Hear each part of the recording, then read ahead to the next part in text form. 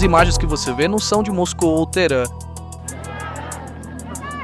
Este caos vem do aliado mais estratégico da OTAN, o Reino da Dinamarca, bem no coração da aliança. Washington calculou que poderia reaplicar o modelo do Alasca do século XIX, colocar dinheiro na mesa e assumir uma geografia estratégica. No entanto, as imagens vindas das ruas de Copenhague e Nuuk, na manhã de 17 de janeiro, provam que os cálculos da Casa Branca não funcionaram. A Groenlândia deve ser livre, e a Groenlândia deve ser para os groenlandeses, não para os americanos. Não estamos interessados em ser americanos. O povo da Groenlândia lutou contra as condições mais duras da natureza por séculos. Agora, como refletido nestas imagens capturadas pela câmera, eles estão travando a maior batalha política pela sobrevivência em sua história. Acho que isso é bastante tolo e acho que está fora de questão.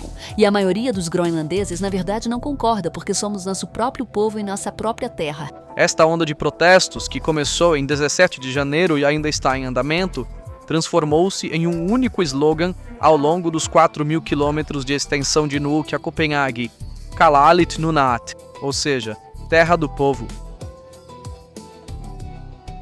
De acordo com informações verificadas por fontes de campo, mais de 20.000 manifestantes se reuniram nas ruas de Copenhague e marcharam diretamente para a Embaixada dos Estados Unidos com bandeiras da Groenlândia nas mãos.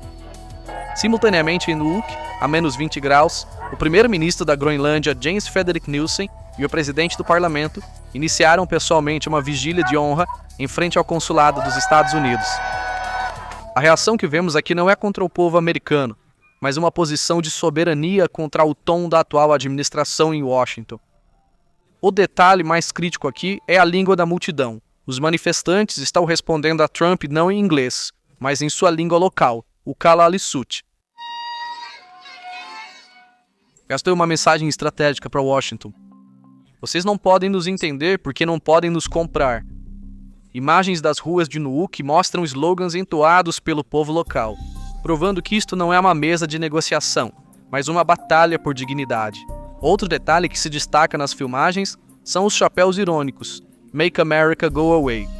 Este slogan é a prova mais concreta de que o medo de uma superpotência deu lugar a uma raiva nacional confiante. No entanto, este slogan não é uma expressão de ódio, mas uma expressão humorística do desejo do povo local de ter voz em sua própria terra. Esta é a resposta mais clara à estratégia de Trump. Somos um só e definitivamente não estamos à venda. As palavras do primeiro-ministro Jens Frederik Nielsen realmente resumem tudo e marcam o fim da cortesia diplomática. Escolhemos a Dinamarca, escolhemos a OTAN, escolhemos o Reino da Dinamarca, escolhemos a UE. A Groenlândia determinou seu próprio futuro dentro do Reino da Dinamarca, e esse futuro não está à venda. Esta foi uma declaração da vontade coletiva de uma nação. No entanto, a resposta da Casa Branca a esta postura digna explica por que a crise se aprofundou. Horas depois, Trump respondeu às palavras do primeiro-ministro com o seguinte: Bem, esse é o problema dele. Esse é o problema dele. Eu discordo dele. Não sei quem ele é, não sei nada sobre ele, mas isso vai ser um grande problema para ele. Esta declaração é mais do que a posição política de um líder. É uma ameaça à vontade coletiva de uma nação. O povo da Groenlândia não quer que sua terra seja perfurada por empresas de mineração americanas, transformando a verde Groenlândia em uma área de mineração negra. A sensibilidade ambiental não é apenas uma preferência para essas pessoas, é um modo de vida. A mentalidade de Trump de perfure baby perfure é um cenário de pesadelo para essas pessoas que vivem entre as geleiras. Perfure baby perfure. A lealdade dos groenlandeses à Dinamarca não é apenas um vínculo emocional, mas também uma escolha racional. Pesquisas e análises de campo mostram que 85% da população rejeita se tornar cidadã dos Estados Unidos. Por quê? Porque eles não querem sacrificar a educação gratuita da Dinamarca, o sistema de saúde universal e a forte rede de segurança social para a incerteza e o capitalismo selvagem do sistema americano. Essa recusa não é hostilidade em relação à América, mas um reflexo para proteger o modelo social escandinavo. Eles veem a crise de saúde, a desigualdade de renda e a decadência social nos Estados Unidos. Eles dizem: não vamos integrar nossos filhos nesse sistema. Ironicamente, essa raiva não se limita às ruas de Nuuk ou Copenhague. Ela ecoa nos corredores de Washington, no coração da América. O povo americano rejeita absolutamente a ideia de seus dólares de impostos, seus trilhões de dólares, serem gastos em uma aventura no Ártico com um resultado incerto. Pesquisas recentes conduzidas pela Reuters e Ipsos são nada menos que um choque para a Casa Branca. Apenas 17% dos americanos apoiam esta aquisição. A grande maioria da população restante vê isso como uma medida desnecessária, perigosa e dispendiosa. Mais importante ainda, quando se trata do uso da força militar, mais de 90% do público americano diz não. O povo americano não quer apontar armas para seus amigos na Europa, seus aliados da OTAN. A longa e exaustiva memória de guerras que vão do Vietnã ao Afeganistão criou um sistema de imunidade natural na sociedade americana contra embarcar em uma nova aventura. Esta situação se transformou em uma grande crise constitucional em Washington, quase uma guerra civil política. Membros do Congresso estão elaborando leis que proíbem o uso de fundos federais para a ação militar contra a Dinamarca.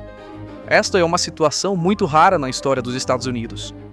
O poder legislativo está usando o poder do orçamento para amarrar as mãos do poder executivo e impedir o comandante em chefe de mobilizar o exército.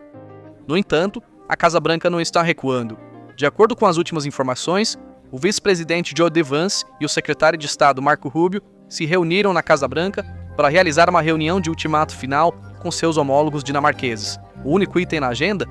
A transferência. Os corredores do Congresso, nomes como a senadora Lisa Murkowski e Jeanne Shaheen, estão preparando um projeto de lei de proibição de financiamento para amarrar as mãos de Trump. Este projeto de lei é o momento em que o mecanismo de freio da democracia americana entra em ação.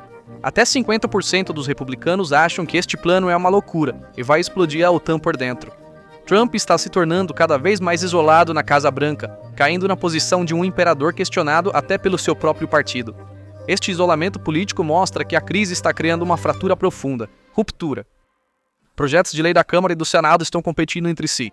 Um congela fundos para aquisição e operação, enquanto o outro visa bloquear envios militares. Esta situação mostra que o aparato estatal americano está bloqueado em si mesmo, que os mecanismos de tomada de decisão estão em um impasse. Trump menciona constantemente a compra do Alasca em 1867.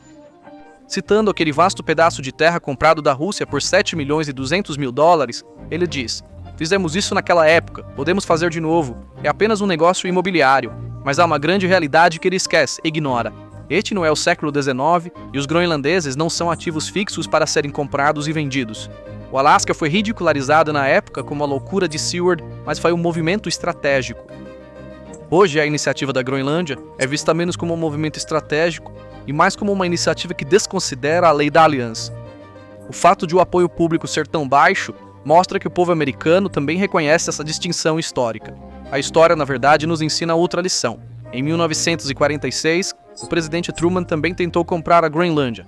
Ele ofereceu 100 milhões de dólares, a Dinamarca recusou educadamente e Truman retirou-se amigavelmente. A aliança não foi quebrada, as relações não foram danificadas. A diferença com Trump é sua insistência em ser gentil ou pela força. O público global atualmente vê a Groenlândia como semelhante a Hong Kong sob pressão chinesa ou a Crimeia sob ocupação russa. Vitimizado, mas orgulhoso, isolado, mas resiliente. E neste momento, uma das cenas mais surreais, perigosas e inacreditáveis da história da OTAN está se desenrolando no gelo do Ártico. As forças armadas alemãs, Bundeswehr e tropas britânicas estão desembarcando na Groenlândia oficialmente sob o pretexto de um exercício, mas na verdade em uma missão de proteção. O Ministério da Defesa dinamarquês confirmou oficialmente que o ZEU despachou unidades Vanguard para a ilha em resposta a ameaças. O fato de que aviões da companhia aérea polonesa Enter Air estão transportando soldados alemães marca aquele momento histórico em que o reflexo comum de defesa da Europa ironicamente se voltou contra os Estados Unidos. Agora militarmente parado e contido pelo Congresso, Trump está jogando sua carta mais destrutiva, o botão nuclear econômico, tarifas alfandegárias.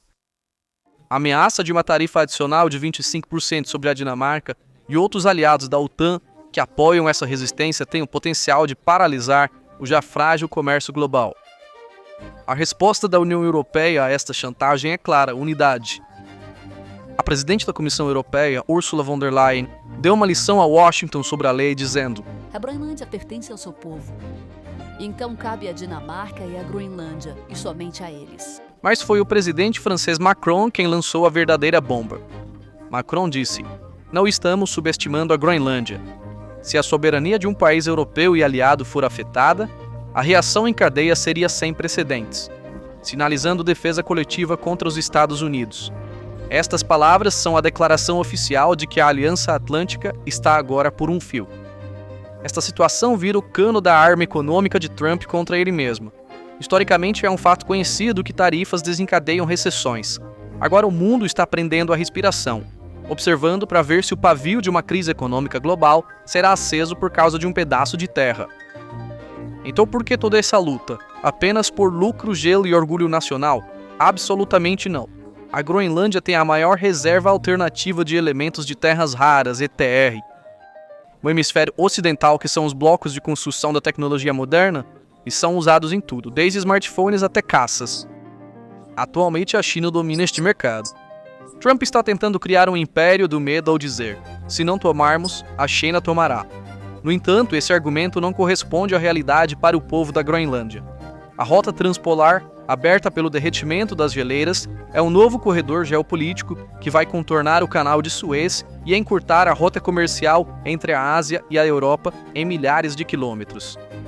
Trump pretende adquirir a Groenlândia para tanto cortar a rota da seda polar da China, quanto bloquear a saída norte da Rússia, matando 2 coelhos com uma cajadada só, controlar rotas estratégicas, enquanto assegura metais raros, o petróleo do futuro.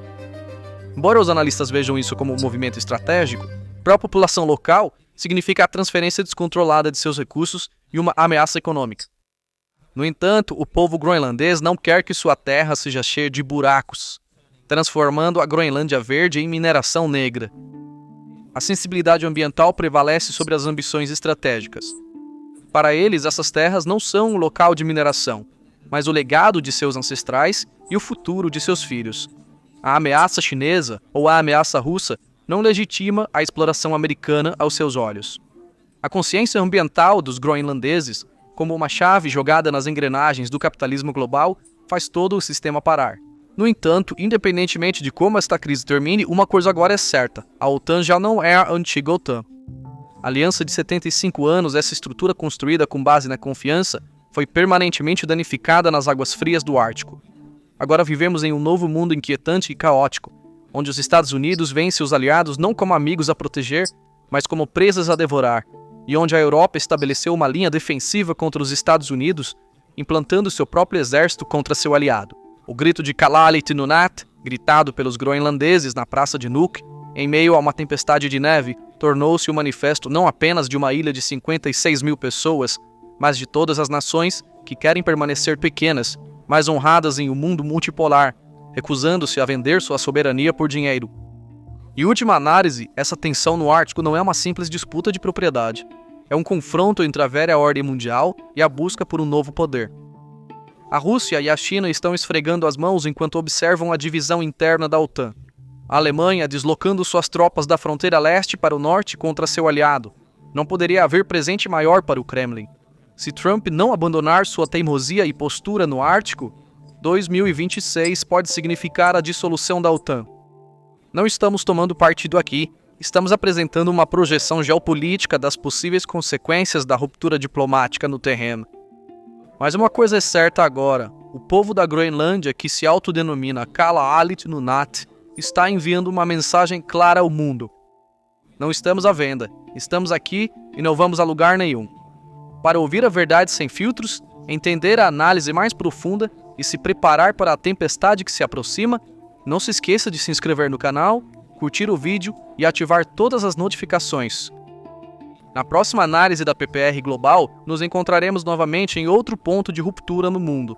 Por agora, mantenha os olhos no horizonte e a mente aberta. Obrigado por nos escolher. Obrigado por nos escolher. Obrigado